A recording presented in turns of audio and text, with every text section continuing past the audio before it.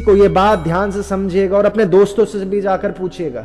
अगर आप में से किसी को आज इस सेशन में ये विधि पता चल जाए कि मरे हुए इंसान को जीवित कैसा करते हैं, तो क्या आप अपने मरे हुए किसी माता या पिता या दादा दादी को जीवित करेंगे कि नहीं करेंगे? अगर आपको ये विधि पता चल जाए कि मरे हुए को जीवित कैसे करते हैं और अगले साल 10 साल या 20 साल बाद आपके माता पिता कोई मर जाएं और अब इतने ही मैच्योर हैं जितने अभी हैं, कहने का अर्थ है अगर आज ही आपके माता पिता मर जाएं और आपको यह विधि पता चल जाए कि मरे हुए को जीवित कैसे करते हैं, तो आप जीवित करेंगे कि नहीं करेंगे? कोई भी सिद्ध, कोई भी अरिहंत कभी भी जीवित नहीं करेगा, कभी भी जीवित नहीं करेगा अपने मरे हुए माता पिता को। लेकिन क्या आप अपने मरे हुए माता पिता को अभी जीवित करेंगे कि नहीं करेंगे अगर उनकी मृत्यु हो रखी है, हो जाए आज? इसको कहा जाता है मैच्योरिटी, इसको कहा जाता है प्रकृति के नियमों के साथ जुड़ पाना। ये मैच्योरिटी नहीं आ पाती हम सब में। ये मैच्योरिटी जब आए तभी हम उस स्थिति को समझ पाएंगे कि केवल ज्ञान कैसा होता होगा। अगर आपको यह विधि पता चल जाए, देखिए ये पिछले 8-10 सेशन पहले, 5-6 सेशन पहले हमने कवर करा था कि आपको पता चल जाए कि कैंसर कैसे सही होता है एक दिन में, तो आप सही करेंगे कि नहीं करेंगे? आप बोलेंगे बिल्कुल सही करेंगे। अच्छा, किसी अरिहंत को, किसी त्यागी संत मुनि को पता चल जाए, भगवान यानी कि अरिहंत परफेक्ट बीइंग को पता चल जाए, जो कि उन्हें पता ही है क्योंकि केवल ज्ञान है कि कैंसर क्या चीज है, कैसे सही होता है। क्योंकि कोई भी चीज का कंप्लीट नॉलेज क्या होती है कि उसका स्वभाव जानना ये हाईएस्ट फॉर्म ऑफ नॉलेज है, वो केवल ज्ञान के बिना नहीं आ सकती।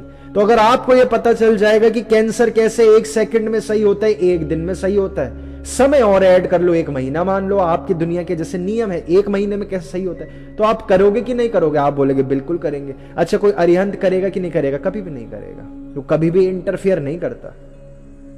तो आप तो अच्छे हो गए, अरिहंत तो बुरा हो गया। बिल्कुल, धर्म के नियमों के हिसाब से आप अच्छे हो गए, अरिहंत बुरा हो गया, लेकिन आपके कर्म जुड़ेंगे, अरिहंत के कर्म नहीं जुड़ेंगे, क्योंकि अरिहंत ने इंटरफियर नहीं करा। अच्छे कर्म जुड़ना और बुरे कर्म जुड़ना, दोनों में से बढ़िया कौन है? अरिहंत के लिए दोनों एक है, केवल ज्ञानी के लिए अच्छे कर्म और बुरे कर्म दोनों एक है।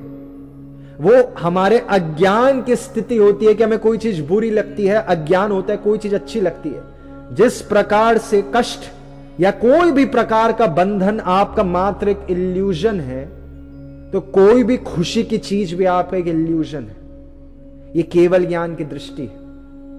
तो अगर, अच्छा ये बात है, क्या संतों को, त्यागियों को जो बहुत हायर स्थितियों पर हैं, क्या वो इस प्रकार के इंटरफेरेंस यानी कि सिद्धियों के द्वारा आपके जीवन में बदलाव कर सकते हैं? बिल्कुल कर सकते हैं। इसी के ऊपर तो पूरा का पूरा योग सूत्र का 3rd चैप्टर है, विभूति पद। सारी कर सकते हैं वो सिद्धियां, तो वो इंटरफियर क्यों नहीं कर रहे हैं? और आप करेंगे कि नहीं करेंगे? ये जो डिफरेंस है ना, ये परफेक्ट बीइंग और हम सब में डिफरेंस है।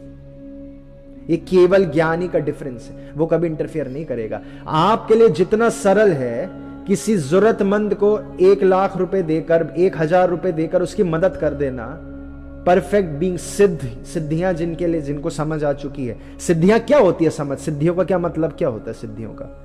आपके सारे के सारे इल्यूजन, सारे के सारे कंफ्यूजन्स खत्म जब हो जाते हैं ना, तो आपके मुंह के आगे पड़ा है सब कुछ, फिर दूर थोड़ी भागना है। इसी को सिद्धि बोलते हैं। आपके पास हाथ है, आपको हाथ को उपयोग करना नहीं आता और सामने वाला अपना हाथ से उपयोग करके टैबलेट उठा दे, आप बोलो अरे क्या सिद्धि हो गई है उसको? तो जो टैबलेट उठा देता है ना जाने कैसे हाथों का उपयोग कर रहा है, सब आप ही के पास है।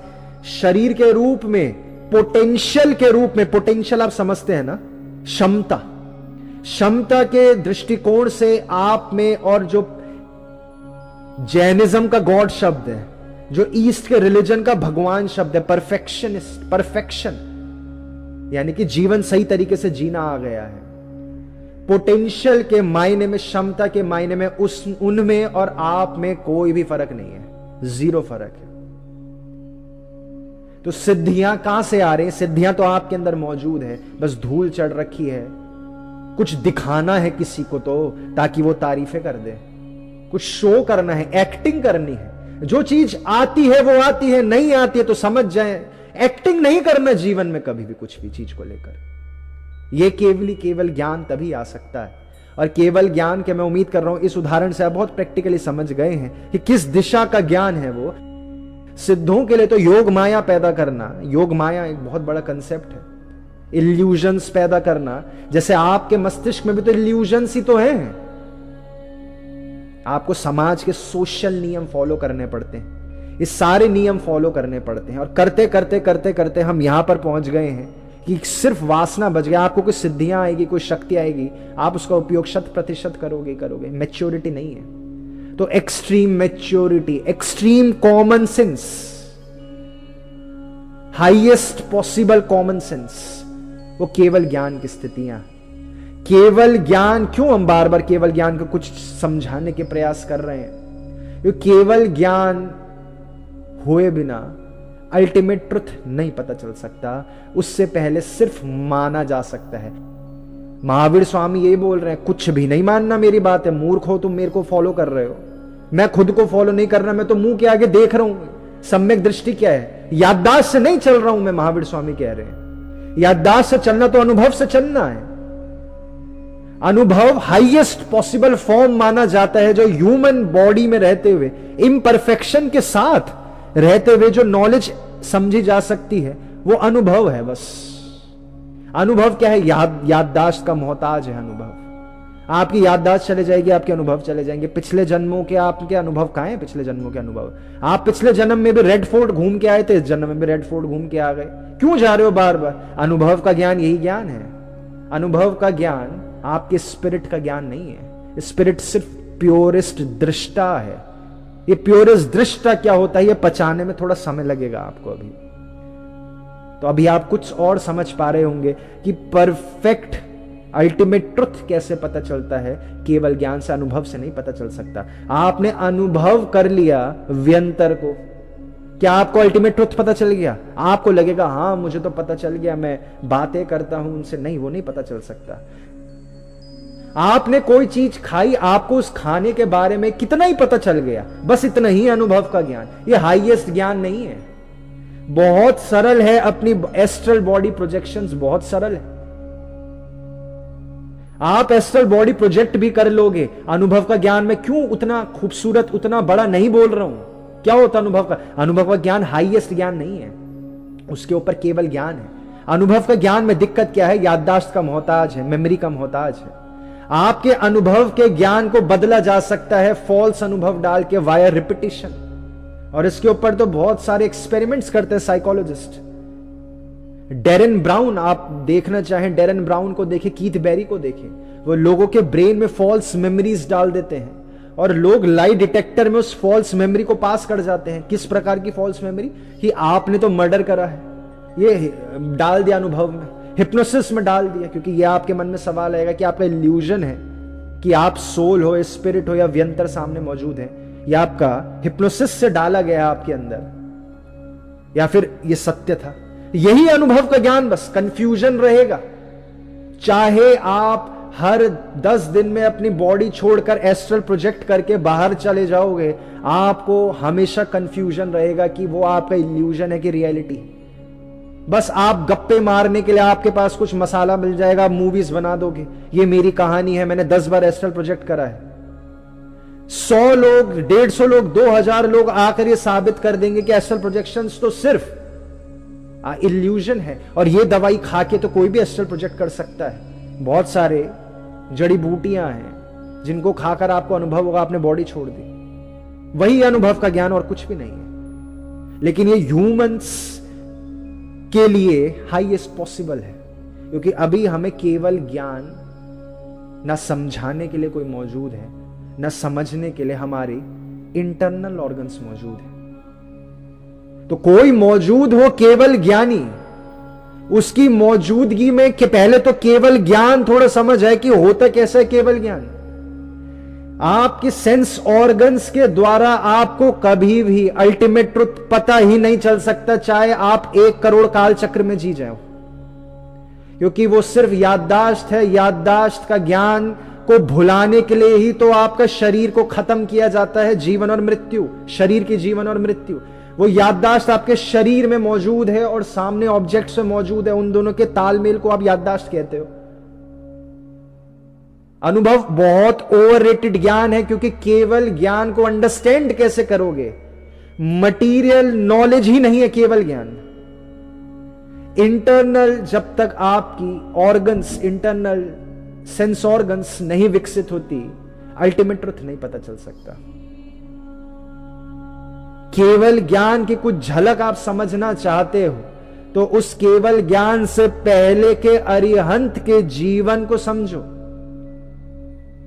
अल्टीमेट ट्रुथ केवल ज्ञान के बिना आ ही नहीं सकता। अगर आप सच में अल्टीमेट ट्रुथ जानना चाहते हो तो आपको अपने बॉडी का उपयोग करना छोड़ना पड़ेगा। अगर आप सच में ये दुनिया कैसी दिखती है तो आपको अपने चश्मे उतारने पड़ेंगे, और सच में स्पिरिट क्या चीज होती है तो उसके लिए आपको अपनी बॉडी का उपयोग करना छोड़ना पड़ेगा। बॉडी का उपयोग करना कैसे छोड़ दें हम? हमें तो बोलना बहुत जरूरी लगता है, तो बस वही बात है। हम तो मौन नहीं कर पाएंगे सालों साल, बस वही तो बात है। इसका मतलब आपको अभी बॉडी का ज्यादा स्वाद है और अल्टीमेट ट्रुथ जानने की चाह कम है, तो हमें रियलिस्टिक होना पड़ेगा। ये स्ट्रेट फॉरवर्ड ये बात है कि अगर हम बॉडी के सेंस ऑर्गन्स का उपयोग करेंगे तो बाहर की पूरी दुनिया का ज्ञान तो नहीं हो सकता। आपने आंखों पे चश्मा चढ़ा रखा सेंस ऑर्गन्स का। इसी वजह से तो सिद्ध पुरुष भोजन को बाधा बोलते हैं। सारे साधकों की, जो सनातन धर्म के साधक हैं, यानी कि हिंदू धर्म के जो साधक हैं, उनकी सबकी क्या कोशिश होती है? सबसे पहले वो चित्रकूट जाते हैं, और चित्रकूट में रहते हैं उन्हें थोड़ी सी दिक्कत होती है कि बार बार पानी पीना पड़ता है, भोजन करना पड़ता है क्योंकि गर्मी मौजूद है। फिर और साहस विकसित होता है, शरीर के कष्ट और घटने लगते हैं, क्योंकि शरीर के कष्ट तो देखे ना, किसी के यहां पे कट लग जाएगा तो आपके लिए तो कष्ट है। मुनि तो नंगे पैर चलते हैं, उनका तो पैर कटा फटा रहता है और इतना मजबूत हो जाता है, कट कट के उनके कष्ट ही नहीं है। हर बात, जो चीज दिक्कत आपको दे रही है, मैं कई बार दोहराया ये सेंटेंस, वो आपका सिर्फ इल्यूजन है। आपने प्रयास नहीं करा, पुरुषार्थ नहीं करा इल्यूजन से बाहर आने का। तो जो साधक पहले चित्रकूट रहते हैं और शरीर और मजबूत हो जाता है और गरम गरम माहौल की भी जरूरत नहीं है, उनकी नेक्स्ट कोशिश होती है, हर एक साधक की कोशिश होती है, जो शिव के साधक हैं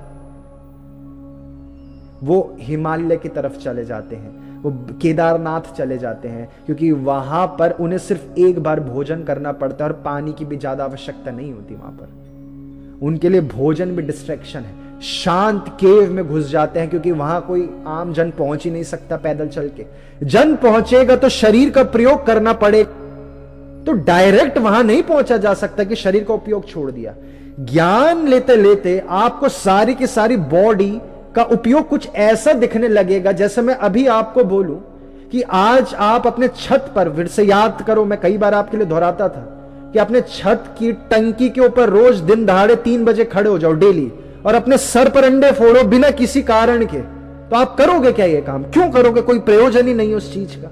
तो आपको शरीर से रिलेटेड हर एक किसी भी चीज का कोई प्रयोजन ही नहीं लगता, शरीर का कुछ उपयोग ही नहीं है। इस दिशा में जब साधक आगे चलने लगता है तो तब जाकर उसे मौन ही आराम लगता है, मौन ही कंफर्ट जोन है, मौन ही नेचुरल स्वभाव है। उसका जो एक सेंस ऑर्गन है, यानी कि बोलने के लिए इतनी ऊर्जा लगती है, बोल बोल के देखिए हमारा गला कैसा हो गया, और गला ही खराब हो जाता है। तो बोलने का तो बहुत भार है, बोलने का। साधक इस वजह से बद्रीनाथ केदारनाथ इंसानों से दूर चले जाते हैं, बॉडी का कोई प्रयोजन नहीं है। तब जाकर इंटरनल सेंस ऑर्गन्स ओपन हो पाती हैं, तब जाकर अल्टीमेट ट्रुथ पता चल सकता है। उससे पहले तो हम सबको क्या सिखाया गया है, जो धर्म ग्रंथ की इंटरप्रिटेशन करी गई है वो सिर्फ यहीं तक सीमित रह गई है। ये भी बड़े बड़े धर्म है पुराने कुछ, कि अनुभव करे बिना नहीं जान सकते, अनुभव करके भी नहीं जान सकते आप लोग, क्योंकि अनुभव आपकी याददाश्त पर है। आप लोगों का अनुभव, दृष्टा के लिए कोई अनुभव मौजूद नहीं है, केवल ज्ञानी के लिए कोई अनुभव मौजूद नहीं होता। वो एज इट इज सामने देखता है बस। ये अभी आप एक आउटलाइन समझ पा रहे होंगे कि अल्टीमेट ट्रुथ के लिए तो इतनी डेडिकेशन चाहिए जितनी महावीर स्वामी की थी।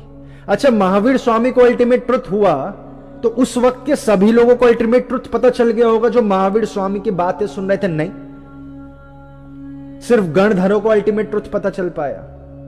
ये गणधर बहुत बड़ी चीज है, केवल ज्ञान की वो स्थिति हो गई, आपको सारा अल्टीमेट ट्रुथ पता चल जाएगा, लेकिन आप इंटरफेयर भी नहीं करोगे, पहले इतनी मैच्योरिटी हो जाए।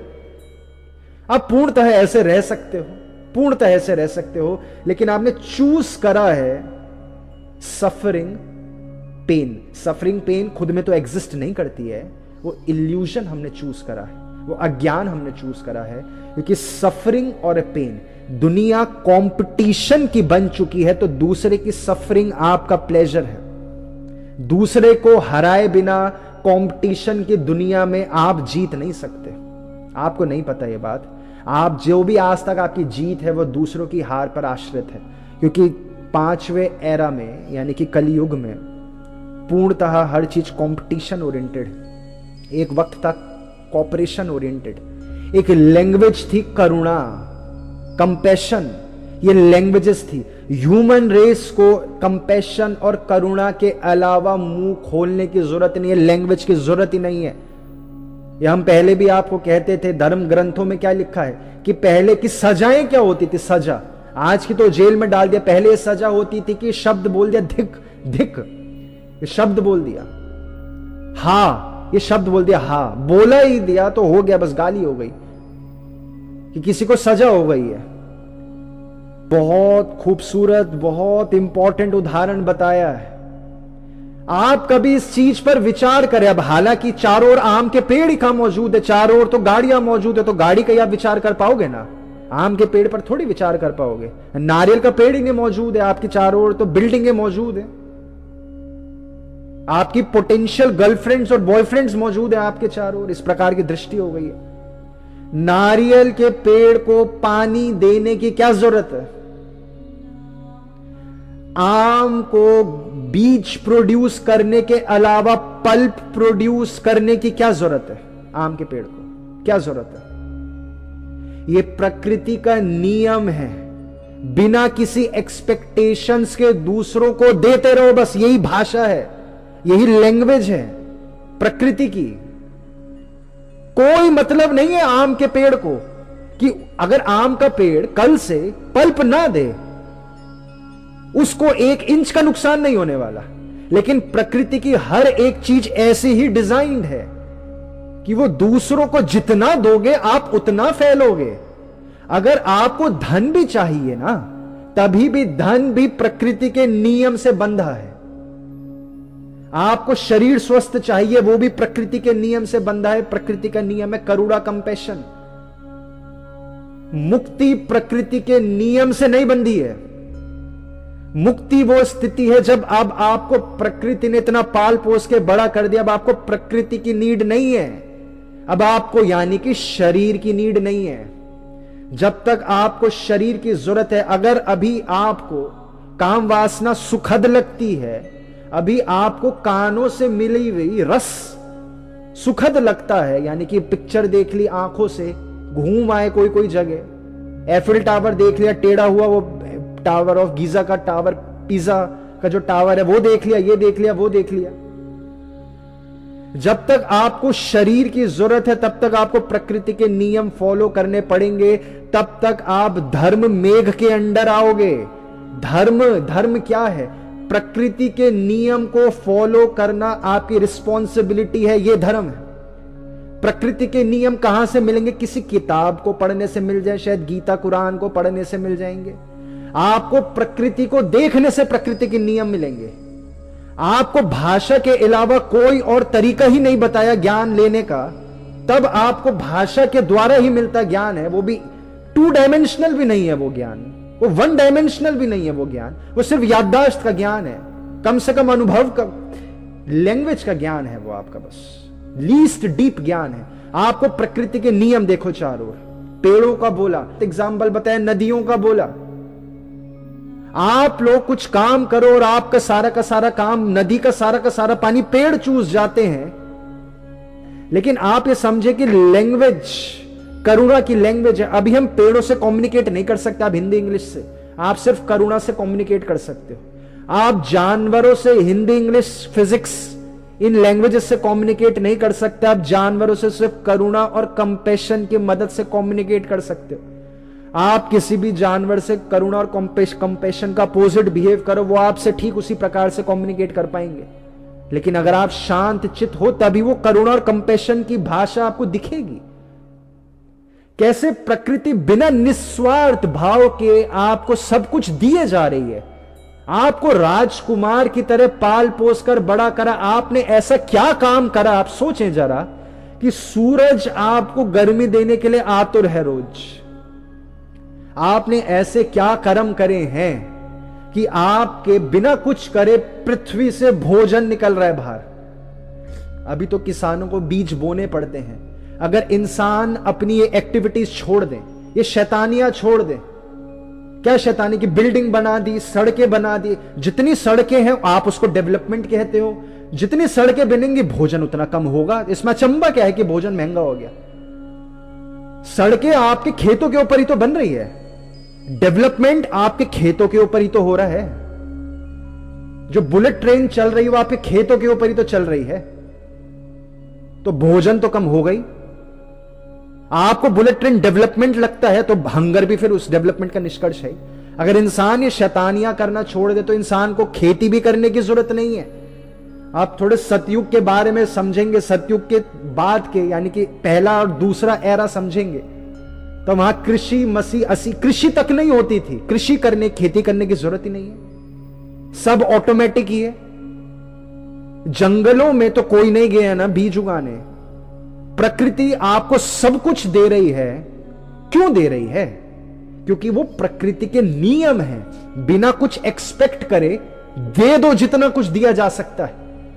ये प्रकृति के नियम जो भी फॉलो करता है, वो योग सूत्र तो सीधा सीधा कहता है कि आपको कुछ प्रॉस्पेरिटी भी चाहिए ना, तो आपको प्रकृति के नियम फॉलो करने पड़ेंगे। ये प्रकृति के नियम भी बंधन बन जाते हैं।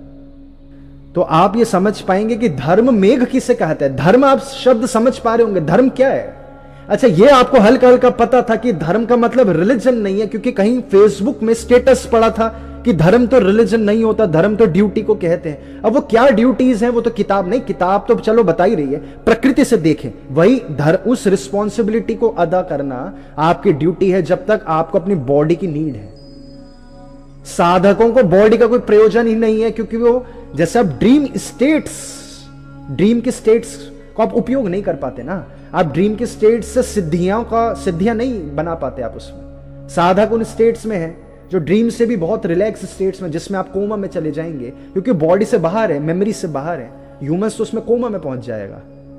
तो उस वक्त साधकों को बॉडी का कोई यूज नहीं है। किन साधकों को? ये तो तब की बात है जब शेषनाग पृथ्वी में आए थे और पतंजलि जो है वो शेषनाग बताए गए हैं, उन्होंने मानव शरीर लिया और तब वो ज्ञान देखना है। उस वक्त के योगियों के लिए है, और आज भी बहुत सारे योगी हैं जो शरीर का उपयोग नहीं कर रहे। वो बोले जब शरीर जाएगा, हमें क्या करना शरीर का, हम शरीर से सेपरेशन समझ चुके हैं, यानी कि मेंटल इमोशन एनर्जी सेपरेशन समझ चुके हैं। हमें बोलने की जरूरत ही नहीं है कुछ भी। वो तो मिट्टी खा लेते हैं, कितनी अजीब बात लग रही है, पत्ते खा लेते हैं। शरीर की जरूरत खत्म हो जाती है, तब जाकर उनको प्रकृति के नियम के अंडर नहीं आते फिर वो लोग। तब जाकर जो असली सेंस ऑर्गन्स है ना, उस पर आपकी अटेंशन शिफ्ट हो जाती है, और उन सेंस ऑर्गन से ही आप दुनिया देख पाओगे। फिर आपको वो बुरा नहीं लगेगा ना जो आपके पेट में आकर चाकू मार देगा। अभी तो आपको बुरा तो लगता है ना कि पेट में आकर चाकू मार दिया, हाय कितना गंदा आदमी है ये मेरी गाड़ी पे डेंट मार गया इसने। मैंने तो अभी झाड़ू पोछा करा था, ये जूते चप्पल लेकर आ गए, तो बुरा बच्चा है, ये तो कहना ही नहीं मानता। ये तो मेहमानों के लिए हम सामान लाए थे, ये तो हमारे बच्चे पहले खा गए, अब दोबारा लेके आओ मेहमानों के लिए। जो भी गृहस्थी का जो भी हरकतें होती हैं जिनमें हम बच्चों को डांट देते होंगे। अब आपको दूसरा इंसान आपकी गर्दन काट दे, आपको खुद लेना देना ही नहीं है, तो अब किस चीज का शुभ अशुभ करोगे, किस चीज को जज करोगे? मटीरियल से आपका कुछ लेना देना नहीं है, तो जज किस चीज को करोगे? तो डिस्ट्रैक्शंस कहां से आ जाएगी? जिस दिन आपकी जजमेंट्स खत्म, डिस्ट्रैक्शंस खत्म, तब जाकर वो केवल ज्ञान के लिए वो जो अलग अलग इंद्रियां हैं, वो ओपन हो पाती है, तब जाकर अल्टीमेट ट्रुथ अचीव हो पाता है। तो आप क्या कर सकते हो अल्टीमेट ट्रुथ जानने के लिए? आपको तो पुरुषार्थ करने, डेडिकेशन करनी है। आपको ये समझना है, हर चीज से सेपरेशन समझनी है। हर चीज को देखो कि आपको चाहिए भी वो चीज, या आप एक्टिंग कर रहे थे, पड़ोसी ने खरीदे है। आजकल ट्रेंड है कि ग्रे कलर का पेंट है, पहले होता था हरे रंग का पेंट है, तो देखा देखी आप भी वही कर रहे हो। या आप सच में चाहिए, आप सिर्फ नकलें कर रहे हो दूसरों की? क्या बोलने की सच में जरूरत भी है आपको? आप देखें सुबह से शाम तक, क्या आप उसका उपयोग है भी जो आप बोल रहे हो? अपनी इंफीरियोरिटी को कवर करने के लिए, आप वैलिडेशन के लिए बोलते हो। आपको खुद कंफ्यूजन होता है अपनी बातों पर, क्योंकि उस पर खुद भयानक विचार करो ना अपनी बातों पर, आपको कंफ्यूजन सी नहीं रहेगा। ध्यान करो, अब इन गाड़ियों पर ध्यान नहीं करना, अपनी आत्मा पर ध्यान करो, आपको कंफ्यूजन सी नहीं रहेगा। आपको क्या पता गीता कितनी बार मिस इंटरप्रेट हुई है, योग सूत्र कितनी बार मिस इंटरप्रेट हुई है, क्योंकि जो लोगों को योग सूत्र की समझ है वो आप लोगों के बीच में आएंगे ही नहीं।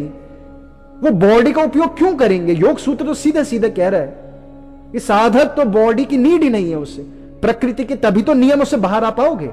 आप प्रकृति के नियम से बाहर आना चाहते हो और बॉडी का भी उपयोग करना चाहते हो, जीवन मरण से बाहर आना चाहते हो, शरीर में रहना चाहते हो। शरीर में रहते हुए जीवन मरण से बाहर नहीं आ सकते आप। और शरीर के बिना आपका होश नहीं बचेगा भी, क्योंकि शरीर का नशा है, भोजन का नशा है। भोजन आपको नशे में रखता है। अब ये बातें कहते हुए यही बात है कि आप लोग सीधे अप्लाई करने मत बैठ जाइएगा इन बातों को। ये बातें कहते हुए हमें बहुत ध्यान रखना पड़ता है कि किस लिमिट तक बोलें ये बातें।